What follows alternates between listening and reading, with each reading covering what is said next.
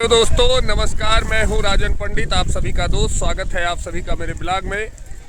अभी मैं स्थित हूं अयोध्या धाम के सरयू घाट पर। आप देख सकते हैं मां सरयू का नज़ारा मेरे पीछे है।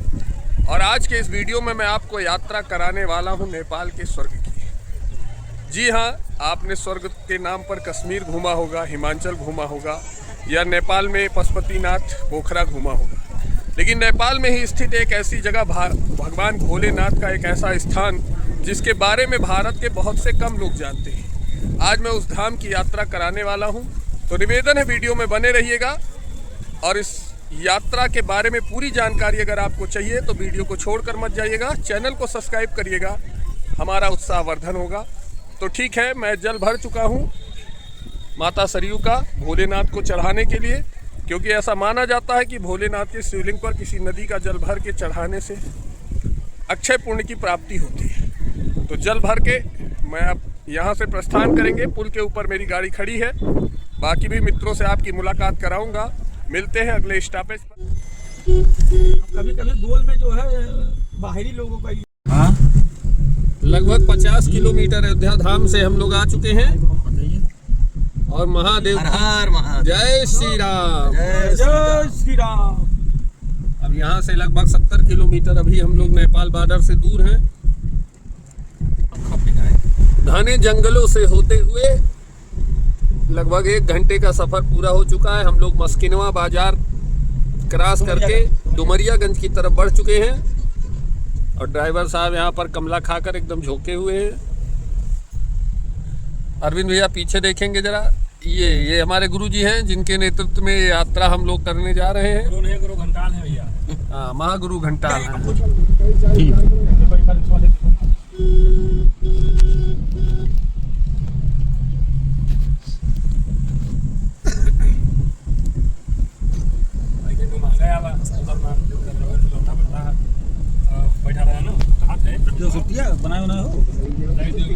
अरे तो यार जब हम भूख लगे तब तो खावा जाए यार। श्री राम। लगभग 100 किलोमीटर यात्रा पूरी करने के बाद दिन के बज रहे हैं 2 और हम लोग पहुंच गए हैं डुमरियागंज से आगे एक मंदिर है, जहां पर हम लोग भोजन करने के लिए, जो हम घर से भोजन लेकर आए हैं उसको करने के लिए यहाँ पर रुके हुए हैं।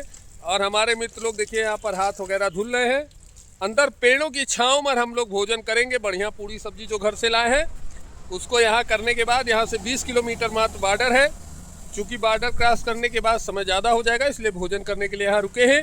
अभी हम लोग भोजन करेंगे, फिर आगे बढ़ेंगे। आप लोग इंतजार करिए। जय श्री राम। हम लोग यहाँ पर 100 किलोमीटर अयोध्या धाम से दूर डुमरियागंज क्रॉस करने के बाद ये मंदिर है भगवान भोलेनाथ का, जहाँ पर रुक के हम लोग घर से लाया हुआ भोजन करने वाले हैं। और इसके बाद यहाँ से ठीक 20 किलोमीटर बाद नेपाल बॉर्डर क्रॉस करेंगे।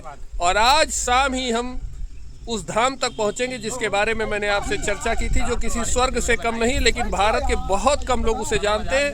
लगभग 90% लोग भारत के नहीं जानते हैं कि बाबा प्रभुनाथ की धरती कहां पर है। मैं आज आपको वहां की यात्रा कराऊंगा, लेकिन पहले हम यहां भोजन करेंगे और फिर यहां से निकलेंगे नेपाल बॉर्डर की तरफ। जय श्री राम, जय हिंद। एकदम गजब के नज़ारे हैं, दूर दूर तक सब खेत ही खेत दिख रहे हैं। और आम का पेड़ है जिसके नीचे बैठ के हम लोग भोजन कर चुके हैं। लगभग भोजन खत्म होने वाला है। इस पेड़ में आम भी बहुत बढ़िया लगे हुए हैं। तो आपको दिखाता हूँ, 1 मिनट। नेपाल के अंदर फिर जो पूरी सब्जी बचा वो ये मेरे पीछे जो दिख रहा है इसमें देखिए आम लगे हुए हैं। और ये शिव जी का मंदिर है पीछे मेरे जस्ट। आप जब भी डुमरियागंज क्रॉस करिए अयोध्या से चलने के बाद, तो ये शिव मंदिर देखते हुए आइए। यहाँ पर बैठ के आप घर से लाया हुआ भोजन कर सकते हैं। और बहुत बढ़िया सुंदर हवा नेचुरल एकदम यहाँ पर आपको मिलेगी, पूरा आनंद आएगा। और इसके बाद आप नेपाल बॉर्डर के लिए बढ़ जाइए। हम लोग अब बढ़ने वाले हैं। भोजन हमारा लगभग एंड पे हो चुका है, सब लोग भोजन कर चुके हैं। क्या गजब! शहरों की चकाचौंध से दूर जब इस नेचुरल जगह पे आप आएंगे ना, आपको परम आनंद की प्राप्ति होने वाली है।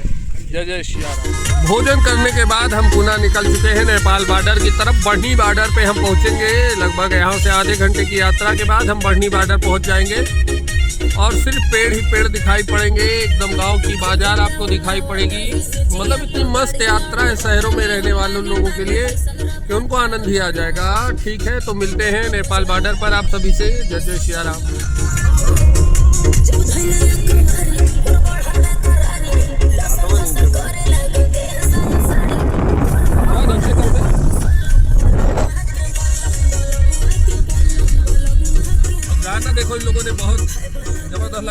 बलमुआ के बल्लम आइयो।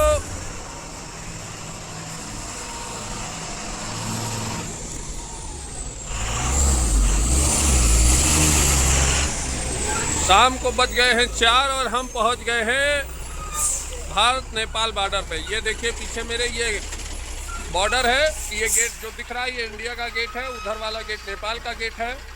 ये बढ़नी बॉर्डर कहलाता है। इस समय जब से नई सरकार नेपाल में बनी है माहौल टाइट है तो काफ़ी ज़्यादा जाम भी है। और यहाँ हम पहुँच चुके हैं। अब हम नेपाल बॉर्डर में एंट्री करेंगे। ये देखिए यहाँ पर आपको नेपाल बॉर्डर इंडिया बॉर्डर दिखाई पड़ेगा और यहाँ से आप आगे जाएंगे बढ़नी बॉर्डर से स्वर्गत द्वारी के लिए। आगे की यात्रा में कौन कौन से पड़ाव आएंगे हम आपको पूरा बताते रहेंगे। बने रहिए हमारे साथ। स्वागत है आप सभी का। जय श्री राम। चेकिंग हो रही है गाड़ियों की। कोई भी अनर्गल सामान लेकर आप नहीं जा सकते हैं नेपाल में। अब माहौल बहुत ज़्यादा टाइट है पहले से। पैदल मैं आ गया हूँ कृष्णानगर। ये नेपाल है, उस पार आपका बढ़नी भारत और ये नेपाल। हालांकि इस बाज़ार में आपको काफ़ी ज़्यादा इंडियन अधिक मात्रा में मिलेंगे। 80% लोग इंडियन ही मिलेंगे। कृष्णानगर है ये बाज़ार है। यहाँ पे आपको भंसार बनाना है। भंसार मतलब टैक्स जमा करना है। कितने दिन आप नेपाल में रहने वाले हैं उस हिसाब से आपको टैक्स बनाना है। एक दिन का 800 रुपये इनके यहाँ चार्ज है। जितने दिन आप नेपाल में रहेंगे 800 रुपये के हिसाब से आपको पे करना होगा। हम लोग यहाँ पे गन्ने का जूस पी रहे हैं और ये कृष्णानगर है। यहाँ कैमरा चलाने पे थोड़ा रोक है। यहाँ से अब ना 100 से 120 किलोमीटर बाबा प्रभुनाथ का धाम है जहाँ के लिए हम प्रस्थान करेंगे। आप लोग बने रहिएगा, हम पूरा रास्ता बताते चलेंगे। यहाँ से प्रभुनाथ 120 किलोमीटर। हम कृष्णानगर में खड़े हैं। बढ़नी बॉर्डर है ये। एक एक चीज़ आप नोट कर लीजिए। बढ़नी बॉर्डर क्रॉस करेंगे कृष्णानगर बाजार है। यहाँ आपको भंसार बनाना है। एक दिन के भंसार का 800 रुपये है। नेपाल आने में अभी कोई समस्या नहीं है। नई सरकार को लेकर तमाम अफवाहें थी कि नेपाल जाने में समस्या है, पर कोई समस्या नहीं है। आप भंसार बनवाइए और आगे चाहे पोखरा जाना है, काठमांडू जाना है, जा सकते हैं। फिलहाल हम जा रहे हैं बाबा प्रभुनाथ की यात्रा पे जो इस नेपाल का स्वर्ग है। आपको दर्शन जरूर कराएंगे। बने रहिए हमारे साथ। जय श्री राम।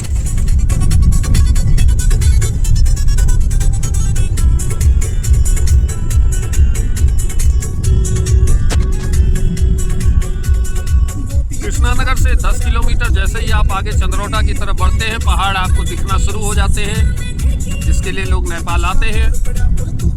लेकिन हमारा रास्ता है पहाड़ों के बीच में बसे बाबा प्रभुनाथ के पावन द्वार का, जिसके बारे में भारत में बहुत से कम लोग जानते हैं। स्वर्गत द्वारी और पहाड़ हमारे सामने दूर देखिए दिखाई पड़ रहे हैं। और हम लोग कृष्णानगर से अगली बाजार चंद्रौटा पहुंचने वाले हैं, जो कि मात्र कृष्णानगर से 20 किलोमीटर दूर है। वहां से फिर हम भालूबांग के लिए आगे बढ़ेंगे। भालूबांग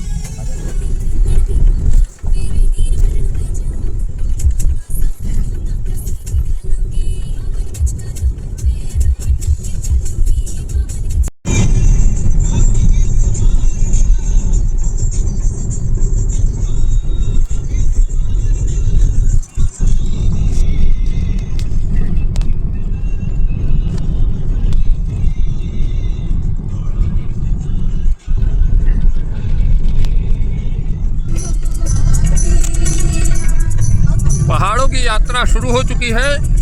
चंद्रौटा से भालूबांग की तरफ हम लोग बढ़ चुके हैं और ऊंचे ऊंचे सूखे पहाड़ों से होते हुए बाबा प्रभुनाथ धाम की तरफ बढ़ रहे हैं। बहुत ही कम ट्रैफिक रहता है इधर रास्तों पर। ये नेपाल का एक ऐसा हिस्सा है जिसके बारे में बहुत कम लोग भारत में जानते हैं, इसलिए पर्यटक इधर बहुत कम आते हैं। और जैसे ही आप इन पहाड़ों में आएंगे आपको ठंडक महसूस होगी, एक अजीब सी शांति मिलना प्राप्त होगी।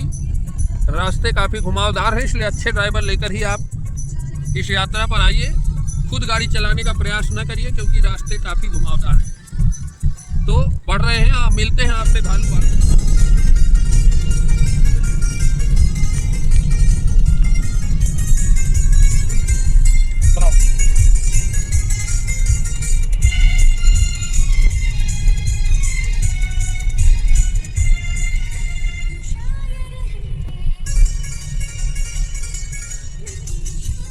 ऐसे ही खूबसूरत नज़ारे यहाँ आपको देखने को मिलेंगे और काफ़ी शांति भी मिलेगी। बहुत ही कम भीड़ भाड़ वाला क्षेत्र है। पहाड़ों में घूमने का अगर आपको शौक़ है और शांति की तलाश है तो आप बाबा प्रभुनाथ यात्रा का प्लान जरूर बनाइए। हम चूँकि अयोध्या से आ रहे हैं, अयोध्या का रूट प्लान हमने आपको दिखाया है, आगे भी दिखाते रहेंगे। और कहीं से आप आना चाहते हैं तो कमेंट करके बताएंगे, तो हम उसमें आपको पूरी जानकारी दे देंगे। बहुत ही खूबसूरत नज़ारा। ये नदी है राप्ती नदी, जो कि भारत में भी यहाँ से होते हुए भारत में जाती है। आपने सुना होगा कि नेपाल ने पानी छोड़ दिया तो भारत में बाढ़ आ गई है। ये वही नदी है राप्ती नदी। उसी पुल से होते हुए अभी हम आए हैं। और ये हमारे साथी अश्विनी भाई, यहाँ हम चाय पीने के लिए रुके हैं। ये टपरी है छोटी सी, जहाँ पर हम लोग चाय पियेंगे। तो मित्रों बने रहिए हमारे साथ। ये यात्रा बहुत ही खूबसूरत और बहुत ही धार्मिक होने वाली है। एक ऐसे स्थान का आपको दर्शन होने वाला है जिसके बारे में शायद ना आपने सुना होगा ना आप जानते होंगे। तो बस हमारे साथ बने रहिए। बहुत जल्द आपको मिलेंगे हम ऐसी लोकेशन पर जो बहुत ही खूबसूरत है, बहुत ही शांत है और भगवान भोलेनाथ की अनुपम नगरी है, स्वर्गद्वारी बाबा प्रभुनाथ। जय श्री राम। यहाँ पर बैठे हुए हैं और ये चाय की टपरी है, नेपाली हैं। ये देखिए, यहाँ पर आपको, अगर आप वेजिटेरियन हैं तो आपको चाव चाव ही मिलेगा, जो प्रीति नाम से आता है। ये लिखा है डिब्बे पे और ये हरी पैकेट में रखा है। चाव चाव बोलते हैं यहाँ पर, वही खाने को मिलेगा वेजिटेरियन में आपको। और ये हमारे साथी लोग, कैसा आनंद आ रहा है? नंबर 1, मजा आ रहा है। भालूबान में है। उधर नागदेव अलग हाथ हिला रहे हैं, वो कुछ और कहना चाह रहे हैं। देखते वो क्या कह रहे हैं। यहाँ का फ्राइड राइस देखिए, ये फ्राइड राइस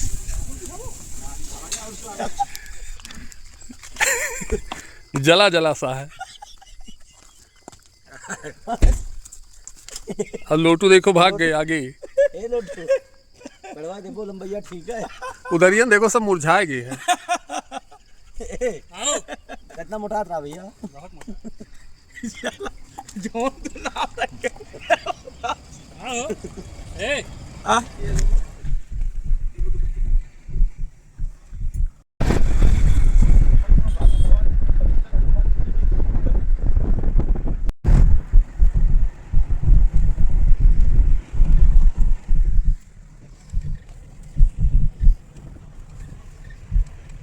बाबा प्रभुनाथ की यात्रा में जब भी आइए तो यहाँ भिंगरी में ही आपको स्टे करना होगा। भिंगरी मार्केट है ये गेट बना हुआ है स्वर्गद्वारी बाबा प्रभुनाथ का। और उससे जैसे ही आप अंदर एंट्री करेंगे, ये बुआ अम्मा होटल है। ये प्योर वेजिटेरियन परिवार है, उन्हीं का होटल है। भैया भाभी बहुत प्यारे हैं और इनका नंबर भी आप चाहें तो यहाँ से नोट कर सकते हैं। ये नंबर लिखा हुआ है, नेपाली नंबर है। यहाँ आप स्टे कर सकते हैं। 600-700 रुपये में आपको 3 बेड का बढ़िया रूम मिल जाएगा। AC रूम भी अवेलेबल है। खाना भी प्योर वेजिटेरियन यहाँ आपको मिल जाएगा। नाइट स्टे जब भी आइए तो बुआ अम्मा होटल में ही करिए और उसके बाद अगले दिन सुबह आप बाबा के दर्शन के लिए जाइए। ये इनका रेस्टोरेंट है, यहाँ आपको सादा भोजन बढ़िया दाल चावल रोटी सब्जी भी मिल जाएगा। और ये काफ़ी व्यवहार भी इनका अच्छा है, तो यहाँ आप स्टे कर सकते हैं, भोजन कर सकते हैं। और सबसे खास बात है कि नेपाल में भी प्योर वेजिटेरियन परिवार मिलना मुश्किल है। ये स्वयं भी प्योर वेजिटेरियन है और इनके यहाँ नॉनवेज कुछ भी नहीं बनता है। तो जय श्री राम।